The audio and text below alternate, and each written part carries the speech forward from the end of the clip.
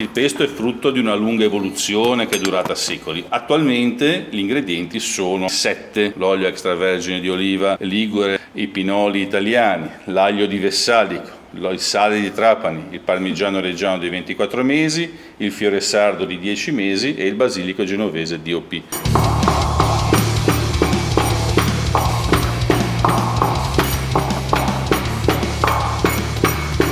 Aglio e pinoli,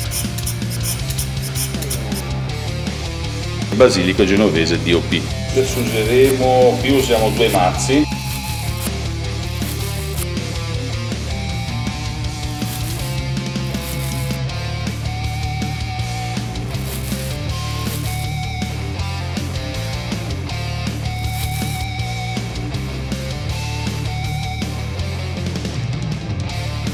Sale grosso di Trapani.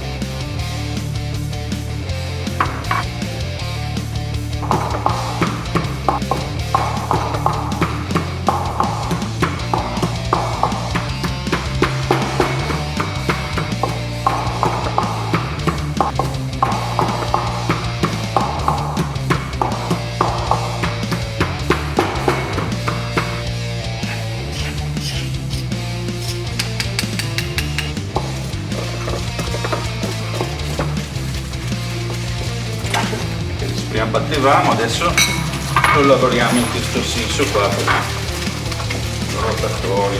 L'ordine degli ingredienti è importante? L'ordine degli ingredienti è importante, sicuramente non è quello che sto usando io l'unico ordine possibile, sicuramente ci sono delle differenze, nessuno ha mai fatto uno studio scientifico su quello che succede nel mortaio cambiando l'ordine di inserimento. Io sono contento del risultato che ottengo, per cui non lo cambio. Proseguo, però so che sono persone che, anche di tradizione, che usano un sistema diverso e va benissimo, nel senso, ogni famiglia, Genova, ogni zona ha la propria abitudine e la propria tradizione. Che profumo!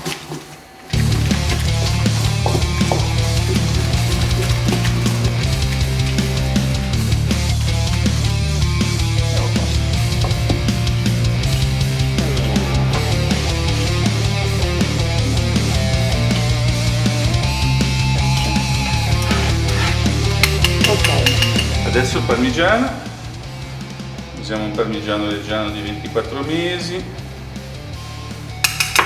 un fiore sardo di 10 mesi.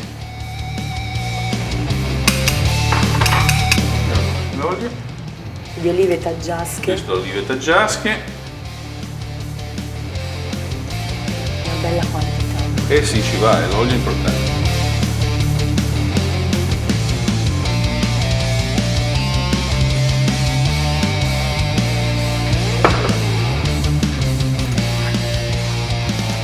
A questo punto basta pestello?